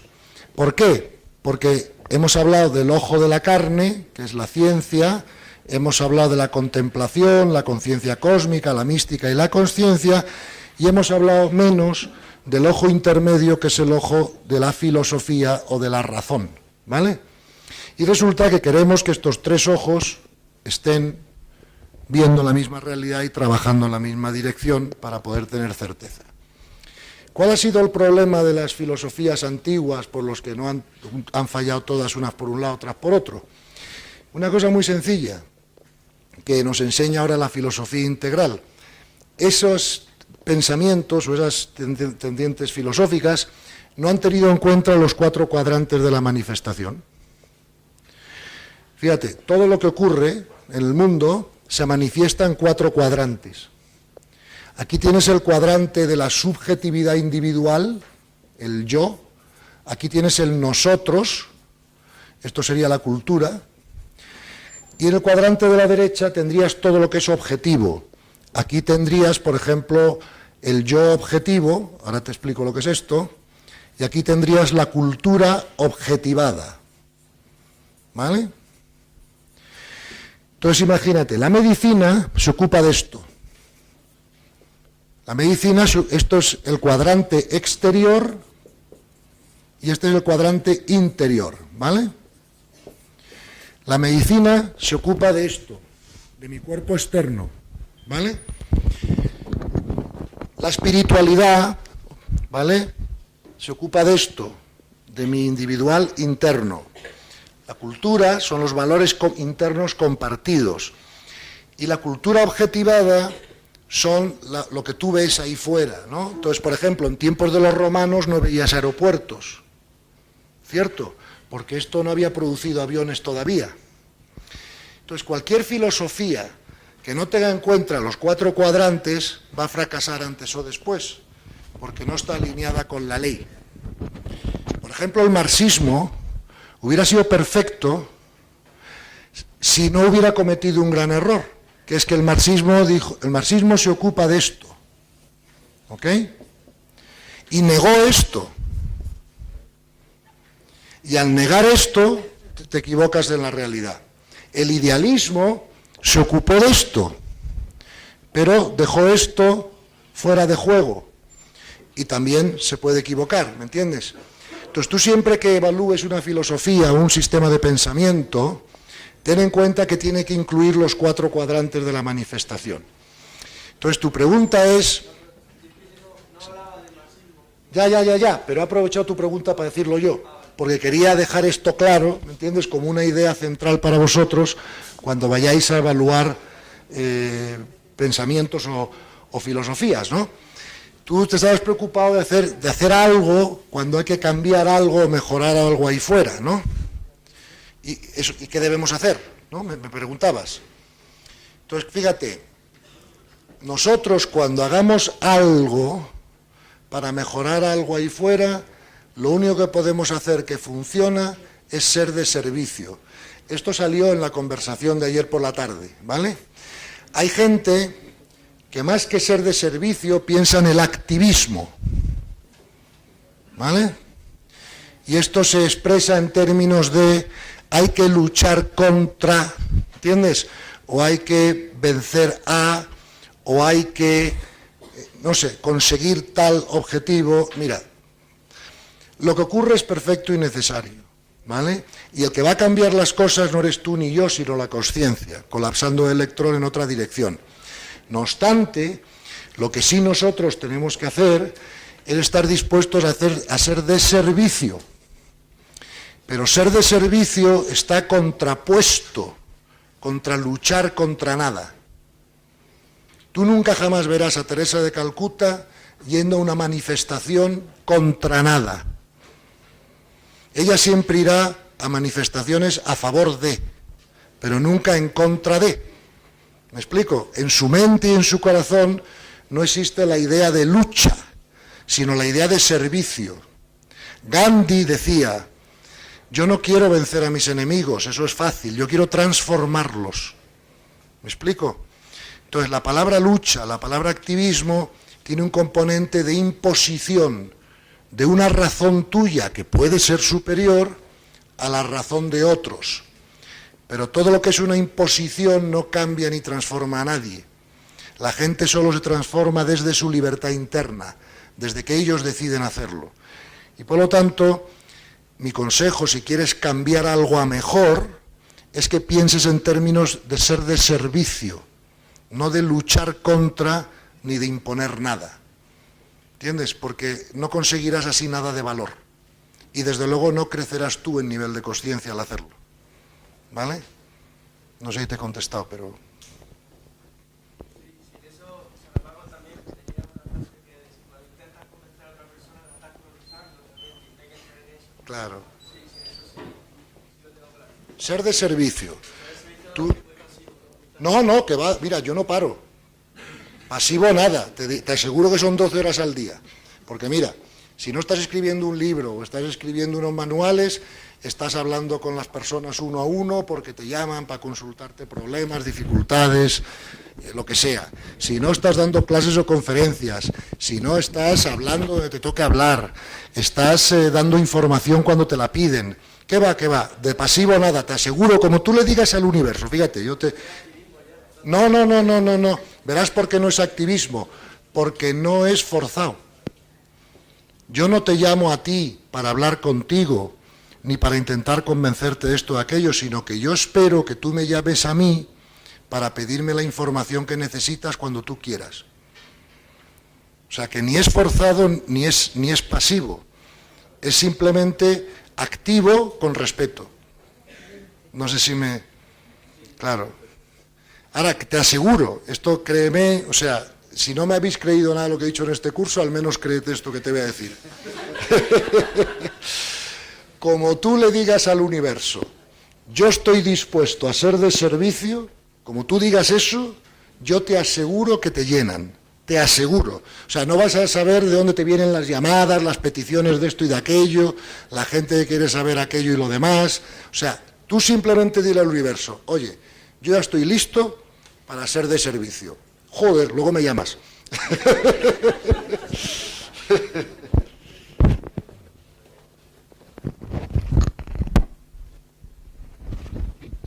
Hola, buenas. Soy Carmen, ya me conocéis, y no es una pregunta lo que voy a hacer, sino daros las gracias por haber escogido este curso y gracias por haberme tenido ahí entre vosotros. Me ha permitido conoceros. Sé que algunos pensáis que Matrix calibra más de 200. Sé que a algunos esta información os ha resonado más y a otros menos. Y yo el primer día hablé con uno de vosotros y le dije algo